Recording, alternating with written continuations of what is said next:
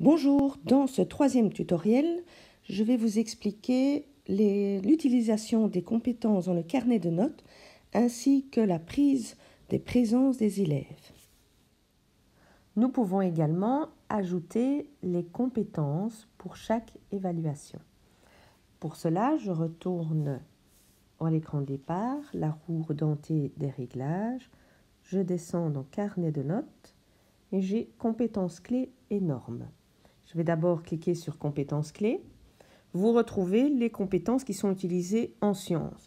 Famille de tâches, 0, 1, 2, 3, 4 et la restitution.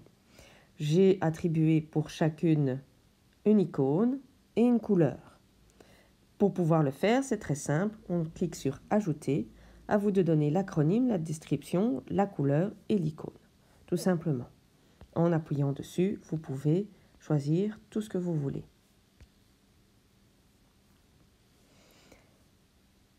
Les normes, ce sont pour le cours de sciences les compétences que je vais retrouver pour le premier degré dans le socle de compétences et pour le deuxième degré dans les compétences terminales. Donc je vous montre, si j'appuie sur socle de compétences, voilà ce que j'ai créé. J'ai repris les 17 compétences du socle et pour chaque compétence, j'ai coché simplement à quelle famille de tâches elle pouvait appartenir. Je peux en cocher plusieurs.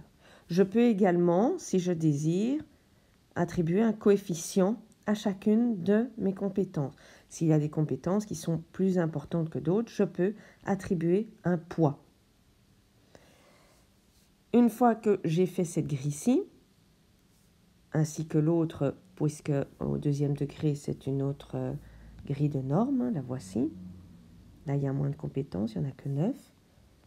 Je vais pouvoir donc introduire mes compétences dans mon cahier de cotes. Avant cela, je clique sur Options et je vérifie que Activer les compétences clés soit bien coché. J'appuie sur OK, je retourne dans ma classe et vous voyez qu'il y a en dessous de l'entête une case vide qui apparaît.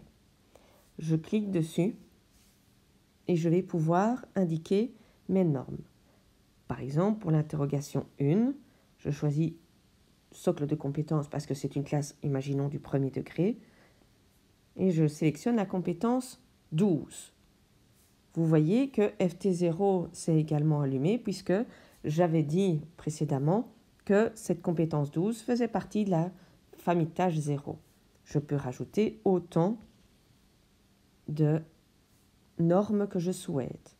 Vous voyez que les compétences clés qui correspondent s'allument aussi en même temps. Une fois que j'ai fini, j'appuie sur Fait.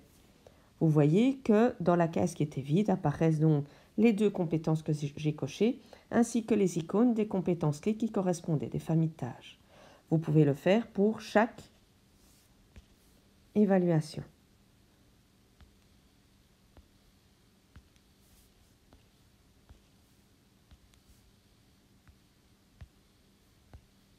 Par exemple.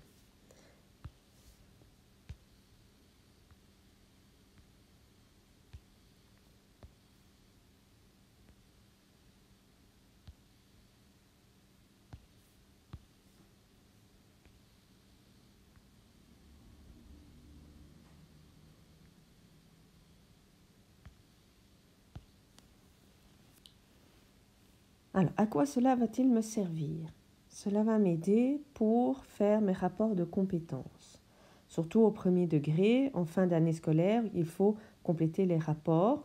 Donc, grâce à ceci, je vais pouvoir avoir une vue claire pour chaque élève de chaque compétence.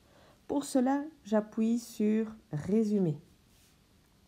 Sur cette page de résumé, je vais pouvoir mettre autant de widgets que je veux. Alors, j'en ai sélectionné toute une série. Alors, comment faire? Il suffit d'appuyer sur Widget et de cocher ceux que vous désirez. Alors, ceux qui vont être utiles ici, c'est ceux compétences clés.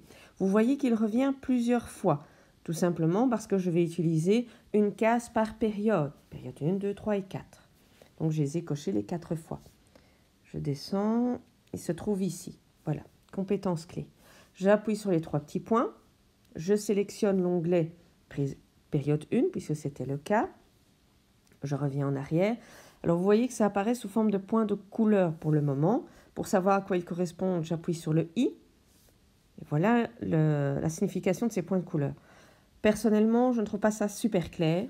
Donc, je ne sélectionne pas les points de couleur, mais je le prends comme type de note. Et vous pouvez le mettre, par exemple, sur 100. Vous aurez alors vos compétences sur 100 pour chaque. Ou bien, je vous montrerai après, j'ai configuré le acquis, partiellement acquis, non acquis, pour pouvoir faire mon rapport de compétences facilement. Voilà ce que ça donne. Alors justement, comment faire ce type de note acquis, partiellement acquis, non acquis pour ce rapport de compétences? Je reviens en arrière, les 3 points, type de note. Cette fois-ci, j'appuie sur ajouter et je ne vais pas prendre note numérique, mais note alphabétique. Je donne un nom, donc par exemple acquis, partiellement acquis et non acquis. Texte des notes. Donc ce sera A. Et le A correspond à une note, chez moi, de au moins 60%. Ajouter. La deuxième, PA, qui correspond pour ma part à 50%. Ajouter. Et le non acquis, qui correspond à un minimum de 0%. Ajouter. J'ai donc mes 3 notes qui apparaissent ici. Je peux leur attribuer une couleur en cliquant sur la case. Par défaut, c'est noir. Mais donc, pour le non acquis, je peux mettre en rouge. Pour le partiellement acquis, en orange. Et pour le acquis, je peux le mettre en vert. Je vérifie que la case appliquer les couleurs au texte, les couleurs au texte est cochée. Et je fais terminer. On voit que ma type de note apparaît ici. C'est comme ça que j'ai procédé pour pouvoir faire le tableau que je viens de vous montrer. Si je désire supprimer ce type de note, j'appuie sur la petite corbeille. Je vais le faire car j'ai déjà ce type de note que j'avais déjà configuré précédemment. Je reviens dans classe, test. Il y a une chose que je ne vous ai pas encore montrée, c'est comment faire les présences. Je reviens dans carnet. Et cette fois-ci, je vais sélectionner l'onglet, ici à droite, présence, qui est l'onglet vert chez moi. J'appuie sur plus et vous voyez le deuxième, présence. Par défaut, Idoceo va mettre tout le monde présent. Comment changer? Je double-clique sur une case. Imaginons que Michael n'était pas là. Je double-clique sur la case de Michael et vous voyez que le sélecteur de notes apparaît. Je coche sur la croix. Imaginons que Karl était en retard. Je clique sur retard. Quand j'ai terminé, je clique sur terminer.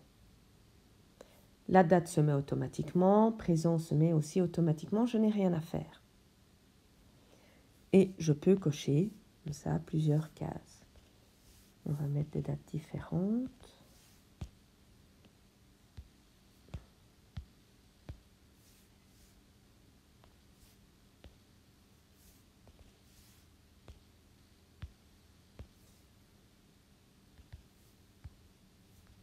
Voilà, par exemple. Alors, ceci est utilisé aussi dans le résumé. Je retourne dans résumé. Et vous voyez que cette fois-ci, mon premier widget s'est complété avec les absences et les présences. Je peux configurer si je veux voir les 15 derniers jours ou le dernier mois, etc.